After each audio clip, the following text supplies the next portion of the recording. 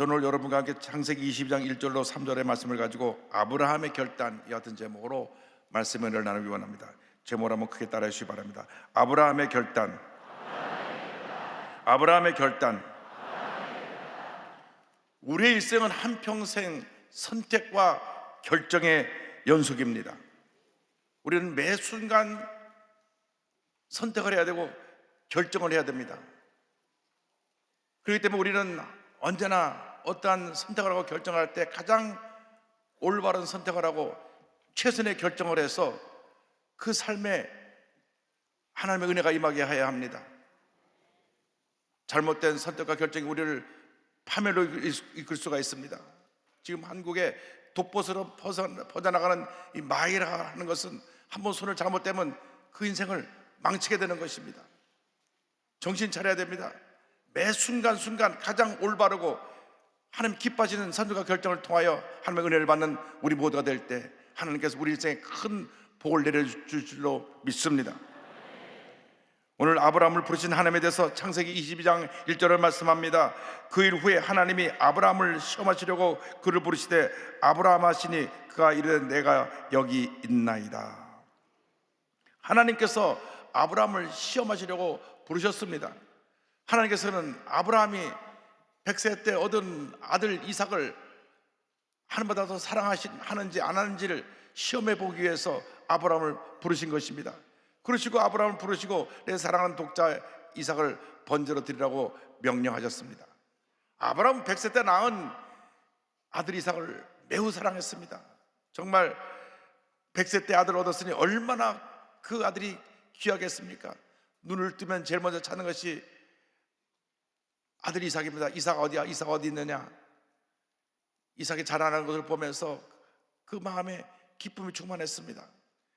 이제 그 아들이 자라나면서 아버지의 유일한 희망은 아들 이삭이 잘 되는 것이었습니다.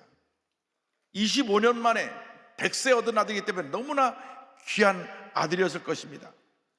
그런데 하나님께서 아브라함이 자나깨나 안전하서나 이삭만 찾으니까 과연 하나님을 얼마나 사랑하고 있는지 그를 시험해 보기 위해서 아브라함을 부르시고 이삭을 바치라고 명령하신 것입니다. 우리가 우리에게 주신 하나님의 축복을 하나님보다 더 앞세울 때 그것이 문제가 되는 것입니다. 하나님께서 우리에게 사랑하는 모든 것을 주셨는데 그것을 주신 하나님께 감사하지 아니하고 내게 주신 축복을 바라볼 때 문제가 생겨나는 것입니다. 어떤 경우에도 우리 삶의 순서가 바뀌면 안 됩니다. 예수께서 마태복음 6장 33절에 말씀하셨습니다. 그런즉 너희는 먼저 그의 나라와 그의 의를 구하라. 그리하면 이 모든 것을 너에게 더하시리라. 할렐루야. 순서가 바뀌면 안 되는 것입니다. 사람들은 때때로 선물을 주신 하나님보다 그 선물에 더 집중하는 경향이 있습니다. 왜냐하면 선물을 주신 하나님은 보이지 않고 선물은 눈에 보이기 때문에 눈에 보이는 선물을 더 귀하게 여길 때가 있는 것입니다. 하나님께서 주님 일 많이 하라고 우리에게 축복을 주셨는데 선물을 주셨는데 선물을 하나님보다 더 사랑할 때 문제가 생겨나게 되는 것입니다. 주님 일을 많이 하고 선한 일 하라고 많은 물질을 주셨는데 하나님보다 물질을 더 사랑할 때 물질이 우상이 돼서 우리를 하나님께로부터 멀어지게 만드는 것입니다. 이상 그 무엇보다도 하나님을 더 사랑하는 그 모든 것이 우리에게 우상이 되는 것입니다. 우리가 높은 자리를 주시고 권력의 정점에 오르게 하셨을 때 그를 통하여 하나님께 영광 돌리라고 그러한 높은 자리에 세워주셨는데 주신 하나님의 은혜를 착각하고 내가 하고 내 자신의 모습을 나타내고 내 뜻을 이루어가면 그는 결국 잘못된 길로 가고 말게 되는 것입니다. 삶의 첫 번째 수에 하나님을 도와야 되는 것입니다. 하나님을 기쁘지 않은 삶을 살아갈 때 이 모든 것을 우리에게 더하여 주시는 것입니다. 이삭은 아브라함의 생명의 분신이었습니다. 그의 전부였습니다. 눈에 넣어도 아프지 않은 정말 귀한 아들이었습니다. 그 아들이 기쁨이고 그 삶의 목적이고 희망이었습니다. 왜? 이제 100세 때 내가 이 아들을 얻으니 더 이상 여한이 없다. 이제는 이 아들이 잘 되는 것이 나의 유일한 기쁨이다. 그런데 하나님께서는 눈에 보인 이삭을 너무나 사랑하니까 하나님과 이삭과의 관계에서 순서가 바뀌지 않나 알아보기 원하셨습니다. 여러분 한평생 살아가는 동안 어떠한 축복을 받았더라도 축복을 주신 하나님께 감사하고 축복이 하나님보다 더 앞서지 않게 되기를 바랍니다. 하나님 제1주로 살아가는 자로 모두가 되기를 주님의 이름으로 축원합니다. 그래서 아브라함에게 하나님께서 명령을 하신 것입니다. 22장 2절에 야훼께서 이르시되 내 아들 내 사랑하는 독자 이삭을 데리고 모리아 땅으로 가서 내가 내게 일러준 한 산 거기서 그를 번제로 드리라. 하나님 명령하십니다. 너희 사랑하는 독자 이삭을 데리고 모리아 땅에 있는 한 산에 가서 그를 번제로 드리라.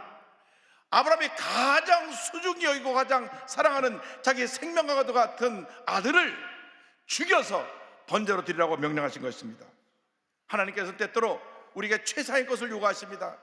아브라함에서 전부와 같았던 이삭을 바치라고 말씀하신 것처럼 때때로 우리가 가진 가장 귀한 것을 주 앞에 내려놓으라고 말씀하고 있는 것입니다.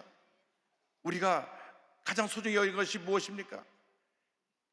우리가 하나님을 사랑한다 하면서도 실제로 내가 가진 그것을 더 사랑하고 그것을 손에 움켜쥐고 그것을 놓지 않으려고 애쓰고 있는 우리가 아닌지 우리 자신을 살펴보아야 하는 것입니다. 우리 마음속에 하나님보다 더 사랑하는 이삭과 같은 것이 있습니까? 하나님은 그것을 내려놓으라고 말씀하십니다. 그것을 내려놓고 번제로 바치라고 말씀하시는 것입니다. 내게 가장 귀한 것을 하나님께서 포기할 수 있을 때 하나님께서 우리의 삶에 큰 은혜를 내려 주시는 것입니다. 성숙한 신앙은 삶의 수도를 항상 바르게 하고 하나님 제1주로 살아가며 하나님을 위해서라면 어떤 것도 포기할 수 있는 신앙이 성숙한 신앙이고 하나님이 기뻐하시는 신앙인 것입니다. 그래서 우리 고백해야 됩니다. 하나님만이 나의 전부이십니다.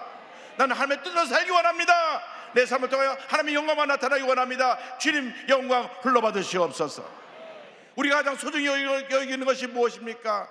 우리의 사업, 우리의 가지고 있는 물질, 권력, 명예, 건강, 우리의 자녀, 아내, 남편, 이 모든 것들을 우리가 소중히 여기고 사랑합니다. 그런데 그것이 하나님보다 더 소중히 여겨질 때 그것이 바로 우상이 되는 것입니다. 그것이 내가 더 사랑하는 그것이 바로 하나님 앞에 걸림돌이 될 수가 있는 것입니다. 여러분에게 주신 그 모든 축복을 주신 하나님께 감사해야지. 축복을 붙잡고 살아가면 우리 삶에 하나님의 은혜가 멀어지게 되는 것입니다. 하나님보다 물질을 더 사랑할 때 물질 우상이 되고, 하나님보다 자녀를 더 사랑할 때 자녀가 우상이 되고, 하나님보다 사업을 더 사랑할 때 사업이 우상이 되고, 하나님보다 세상의 권세를 더 사랑할 때 권세가 우상이 되는 것입니다. 오늘날 재물이 많은 부자 청년이 예수님께 와서 내가 무슨 일을 해야 영생을 얻을 수 있습니까? 라고 질문했습니다. 예수님께서 그 청년을 보니까 그 하나님을 사랑한다고 하면서도 그 가진 많은 물질을 더 사랑하는 것을 주님이 보시고 이와 같이 말씀하셨습니다. 내가 온전하고자 할진대 가서 내 소유를 팔아 가난한 자들에게 주라. 그리하면 하늘에서 보화가 내게 있으리라. 그리고 와서 나를 따르라. 이 말을 들은 청년은 자기가 재물을 하나님보다 더 사랑하기 때문에 근심하면서 예수님을 떠나고 말았습니다. 19장 22절은 설명합니다. 그 청년이 재물이 많음으로 이 말씀을 듣고 근심하여 가니라. 하나님보다 물질을 더 사랑하기 때문에 결코 물질을 포기할 수 없어서 결국 주님을 따르지 못하고 자기의 길로 간 것입니다. 우리는 두 주인을 섬길 수 없습니다. 이 세상 살아가는 동안 하나님 제1주로 살아가는 우리 모두가 되어야 할 것입니다. 때때로 내가 가진 것이 하나님을 섬길 때 걸림돌이 될 때는 과감하게 내려놓아야 하는 것입니다. 욥은 당시 동방의 의인이었고 거부였고 모든 것을 다 가진 자였습니다. 건강했고 10자녀가 있었고 그에게는 풍요함이 있었습니다. 그런데 사탄이 와서 시험합니다. 하나님, 욥이 가진 게 많아서 하나님을 섬기는 것이니까 한번 저를 시험해야 되겠습니다. 하나님의 허락을 받고 그를 시험했습니다. 어느 날 하루아침에 욥이 가진 모든 것이 다 날아갔습니다. 그가 가진 수많은 가족이 다 죽고 10자녀가 집이 무너져서 다 죽고 그날 몸에 건강이 사라져서 온몸에 악성 피부병이 걸려가지고 기와 조각으로 온몸을 긁어야 되고 이와 같은 모든 걸 다 잃어버린 그때도 그는 하나님을 원망하지 아니하고 하나님을 포기하지 않았습니다. 믿음을 버리지 않았습니다. 욥기서 1장 22절을 말씀합니다. 이 모든 일에 욥이 범죄하지 아니하고 하나님을 향하여 원망하지 아니하니라. 부인이라 보니까 너무나 처참한 모습에 온몸이 헌대가 나서 긁고 있는 남편을 보면서 하나님을 저주하고 죽으시오, 이렇게 살아 못합니까? 부인이 와서 그에게 말할 때 욥은 믿음을 지켰습니다. 욥기서 2장 10절입니다. 그가 이르되 그대의 말이 한 어리석은 여자의 말 같도다. 우리가 하나님께 복을 받았은즉 화도 받지 아니하겠느냐 하고 이 모든 일에 욥이 입술로 범죄하지 아니하니라. 욥은 부자였지만 돈보다 하나님을 더 사랑하지 않았습니다. 욥은 자식을 사랑했지만 하나님보다 자식을 더 사랑하지 않았던 것입니다. 욥은 건강했지만 하나님보다 건강을 더 사랑하지 않았습니다. 자기 가진 그 무엇보다도 하나님을 더 사랑하기 때문에 모든 걸 다 잃어버렸어도 그 믿음을 잃지 않은 것입니다. 하루아침에 재산이 다 사라지고 열자녀가 다 죽음을 당하고 건강이 사라지고 부인이 와서 자기를 저주하고 떠났어도 그의 믿음을 지켰습니다. 왜? 하나님을 더 사랑하기 때문에. 하나님을 더 사랑하기 때문에 그 믿음을 지켜서 그 입술로 원망하지 않냐고 하나님만 바라보고 주님 앞에 엎드려 기도한 것입니다. 여러분, 하나님 제일주로 살아갈 때 하나님의 은혜가 임하게 되는 것입니다. 이 모든 시련을 겪고 난 다음 하나님께서 그의 믿음을 보시고 갑절로 축복해 주셨습니다. 물질의 갑절의 축복을 받았습니다. 열자를 잃었지만 다시 그 열자와 보다 더 훌륭한 열자를 또 선물로 주셨습니다. 건강도 회복시켜 주셨고, 그래서 하나님께서 그에게 복의 복을 더하여 주신 것입니다. 하나님께 내 가장 귀한 것을 바칠 때 하나님께서 더 많은 것을 우리에게 선물로 축복으로 우리에게 갚아주시는 것입니다. 마태복음 22장 37절을 말씀합니다. 예수께서 이르시되 내 마음을 다하고 목숨을 다하고 뜻을 다하여 주 너의 하나님을 사랑하라 하셨으니, 마음을 다하고 목숨을 다하고 뜻을 다하여 주 하나님을 사랑하는 여러분 모두 되시기를 주님의 이름으로 축원합니다. 축원합니다. 내 가진 그 무엇보다도 내 가진 명예, 물질, 나의 지식, 나의 부귀 영화 그 무엇보다도 우리 주님을 사랑할 때 하나님께서 먼저 그의 나라와 그 의를 구하면 이 모든 걸 우리에게 더해 주시는 축복으로 우리에게 함께 주실 것입니다. 아브라함은 하나님의 명령을 받고 결단했습니다. 아브라함은 결단하고 하나님 명령에 순종했습니다. 22장 3절입니다. 아브라함이 아침에 일찍 일어나 나귀의 안장을 지우고 두 종과 그의 아들 이삭을 데리고 번제에 쓸 나무를 쪼개어 가지고 떠나 하나님의 자기에게 일러주신 곳으로 가더니, 하나님의 명령을 듣자마자 그는 즉각 순종하기로 결단했습니다. 그 밤에 하나님만 바라보고 하나님께 엎드려 기도하고 성경을 보니까 아침에 일찍 일어나 번제 드릴 곳으로 떠났다고 말합니다. 아브라함의 순종은 신속한 결단과 순종의 모습이었습니다. 여러분, 말씀을 듣고 날 때 머뭇거리면 안 됩니다. 말씀을 들을 때 즉각 순종해야 되는 것입니다. 하나님께서 소돔과 고모라를 심판하신다고 할 때에 그 죄의 도성을 떠나라고 말씀하셨습니다. 그런데 롯의 두 딸과 아내가 있는데 사위들은 그 말을 코숨치며 듣지 않았습니다. 무슨 우리가 이렇게 풍요로운 속에서 살고 있는데 심판이 한다고 하냐고. 사위들은 그 말 듣지 않고 거기 머물렀습니다. 롯의 아내는 모든 재산을 다 두고 오니까 그 재산이 아까워서 뒤를 돌아보다가 그만 소금기둥이 되고 말았습니다. 여러분, 말씀에 순종하지 않고 지체할 때 이러한 심판이 임하는 것입니다. 불순종할 때 심판이 임하는 것입니다.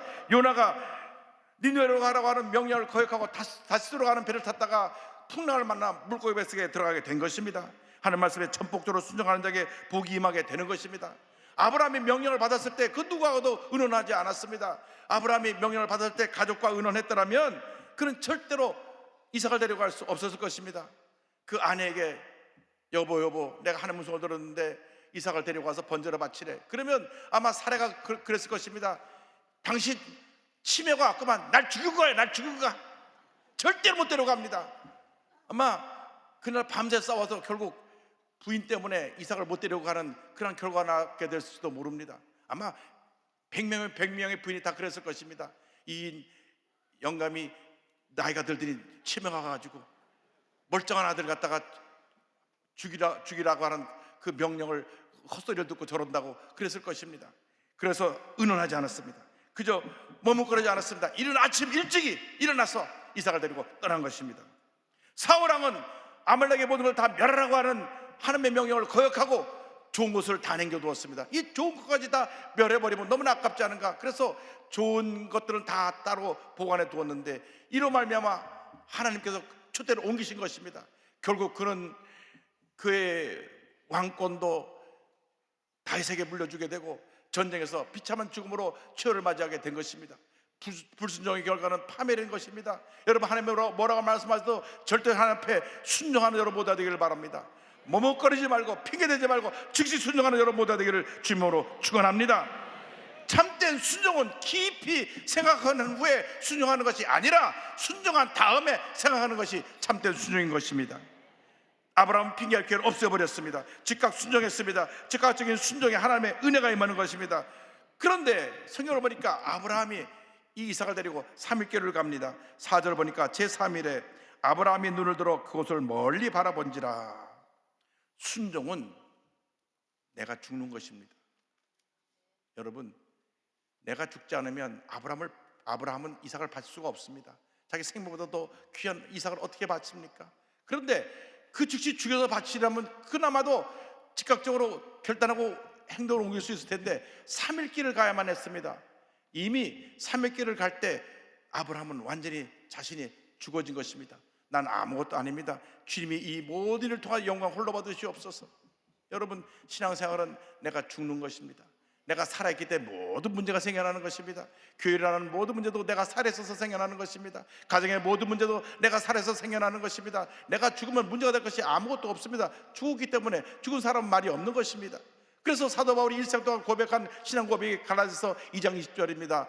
내가 그리스도와 함께 십자가에 못 박혔나니 그런즉 이제는 내가 사는 것이 아니요 내 안에 오직 내 안에 그리스도께서 사시는 것이라. 이제 내가 육체 가운데 사는 것은 나를 사랑하사 나를 위하여 자기 자신을 버리신 하나님의 아들을 믿는 믿음 안에서 사는 것이라. 할렐루야. 이것이 사도 바울의 일생의 신앙 고백입니다. 여러분, 내가 살아있기 때문에 모든 문제가 생겨납니다. 내가 살아있기 때문에 사소한 일에 상처받고 분노합니다. 내가 살아있으니까 내가 무시당했다고 생각합니다. 내가 살아있으니까 나를 갖다 사람들이 괴롭힌다고 생각합니다. 죽은 사람은 말이 없는 것입니다. 누가 뭐라고 해도 들리지 않는 것입니다. 죽었기 때문에 나를 욕해도 들리지 않고, 나를 물고 떨어도 들리지 않고, 나를 끌어내려도 들리지 않습니다. 왜? 죽었기 때문에. 살아있으니까 분노하고 다투고 욕하고 싸우고 시비거리가 생겨나고 문제가 생겨나는 것입니다. 내가 그리스도와 함께 십자가에 못 박혔나니 오늘 이 만판에 새기시길 바랍니다. 나는 죽었습니다. 나는 죽었습니다. 나는 이제 내가 사는 것이 아니라 내 안에 예수님께서 사십니다. 그것이 바로 은혜인 것입니다. 내가 인생을 살아보면 얼마나 인생이 힘들고 어려운지 모릅니다. 내가 내 자신 하나 제대로 간수하지 못합니다. 내 가정 하나 제대로 간수하지 못합니다. 내 감정 하나 다스리지 못합니다. 왜? 나는 그렇게 죗덩어리기 때문에 그렇습니다. 주님의 은혜가 없이는 우리는 하루 한 시간도 살아갈 수 없음을 고백해야 되는 것입니다. 내가 그리스도와 함께 십자가에 못 박혔습니다. 이는 내가 사는 것이 아니라 내 안에 그리스도께서 사시는 것입니다. 이 같은 믿음의 고백을 하는 여러분 모두가 되기를 주님의 이름으로 축원합니다. 사도 바울은 더 나아가서 이와 같이 고백합니다. 부활장인 고린도전서 15장 31절에 형제들아 내가 그리스도 예수 우리 주 안에서 가진 바 너에게 대한 나의 자랑을 두고 단언하노니 나는 날마다 죽노라. 나는 날마다 죽노라. 나는 날마다 죽노라. 그래서 이 바울이 위대한 하나님의 사람으로 한평생 쓰임받게 된 것입니다. 살아있기 때문에 우리가 문제가 많습니다. 살아있으니까 우리가 분노합니다. 살아있으니까 상처를 받습니다. 살아있으니까 우리가 슬퍼하고 괴로워하고 답답해하고 절망하는 것입니다. 죽은 사람은 말이 없습니다. 여러분 오늘 시간부터 죽어지길 바랍니다. 그럼 여러분 가정이 평안할 것입니다. 여러분 부부 간의 관계가 평안할 것입니다. 부모 자식 간에 평안할 것입니다. 자식이 소리 지르고 대들어도 죽었기 때문에 그 소리가 들리지 않을 것입니다. 그러면 그 자식이 변화가 되고 새로운 인생으로 삶을 살아가게 될 것입니다. 사업이 어렵습니까? 사업을 통해서 들려오는 많은 부정적인 얘기가 있습니까? 죽었다고 생각하면 부정적인 얘기가 그날부터 안 들리게 될 것입니다. 하나님께서 사업을 지켜주시고 더 잘되게 만들어 주실 것입니다. 어떤 문제가 다가온다고 할지라도 주님만 믿고 이어나가면 반드시 좋은 일이 우리에게 다가오는 것입니다. 하나님의 은혜가 임하는 것입니다. 신욕도 기독교 신앙은 역설적인 신앙입니다. 죽으면 살고 살면 죽는 것입니다. 살아있기 때문에 문제가 많고, 살아있기 때문에 늘 다투고, 살아있기 때문에 갈등하고, 살아있기 때문에 상처받고, 살아있기 때문에 무너지는 것입니다. 죽은 자는 말이 없습니다. 죽은 자는 하나님이 일으켜줘서 하나님 영혼을 나타내줘서 죄의 뜻을 이루게 하기 때문에 오히려 내가 살아있을 때보다 죽었을 때 더 많은 일을 하게 되고, 더 위대한 일을 하게 되고, 더 놀라운 일을 하게 되고, 더 놀라운 역사를 이루는 하나님의 귀한 일꾼으로 쓰임받게 되는 것입니다. 하나님 말씀에 순종해서 자기의 가장 중요한 것들을 포기했지만 하나님께서 위대하게 다시 그를 세워주신 에릭 리들이라고 하는 분의 간증으로 말씀을 마무리하길 원합니다. 영국의 육상 선수이자 1924년 파리 올림픽 금메달리스트인 에릭 리들은 1902년 중국 텐진에서 독실한 선교사 가정에서 태어납니다. 아버님이 선교사님이었습니다. 5살 때 부모님을 따라 영국으로 다시 돌아옵니다. 에딘버러 대학에 공부를 하는 동안은 원래부터 달리기를 잘해서 운동선수로 두각을 나타냅니다. 수년 동안 국내 모든 대회를 다 휩쓸며 우승을 합니다. 1924년 그가 22살 때 파리 올림픽에 출전합니다. 그런 육상 100m 종목의 금메달 유망주였습니다. 그런 세계 신기록을 갖고 있었습니다. 그런데 100m 예선 경기 일정이 1924년 7월 6일 주일 오후 3시 30분으로 잡혀 있었습니다. 이때 그는 올림픽 예선 경기에 참여할 수 없음을 선포합니다. 저는 주일에는 뛸 수 없습니다. 주일에는 예배를 드려야 합니다. 이전까지 그를 칭찬하고 환호했던 모든 사람들이 그를 비난했습니다. 족의 명예를 버린 자, 편협하고 옹졸한 신앙인, 급기야는 웨일즈 왕자까지 그에게 친서를 보내서 100m 경주에 참여해 줄 것을 요청했지만은 에릭은 요지부동이었습니다. 그래서 영국 올림픽위원회가 이 사람이 금메달 후보이기 때문에 올림픽위원회에다가 100m 예선 경기를 날짜를 바꿔달라고 요청했지만 그것도 그 한 사람 때문에 바꿀 수가 없어서 무산되었습니다. 결국 100m 경기에 출전을 포기하게 됐는데 에릭은 가만 보니까 400m 경기가 주일 아닌 다른 날 열리는 것을 발견하게 되고 감독에게 찾아갔습니다. 저를 400m에 달리게 해 주십시오. 관례상 없는 일이었고 100m 달리는 사람이 400m 나와서 메달을 딸 수 있는 것도 그것은 거의 불가능한 일과 다름이 없었습니다. 더욱이 400m 경주에는 미국, 스위스 등의 세계 신기록을 가진 우승 후보들이 많았기 때문에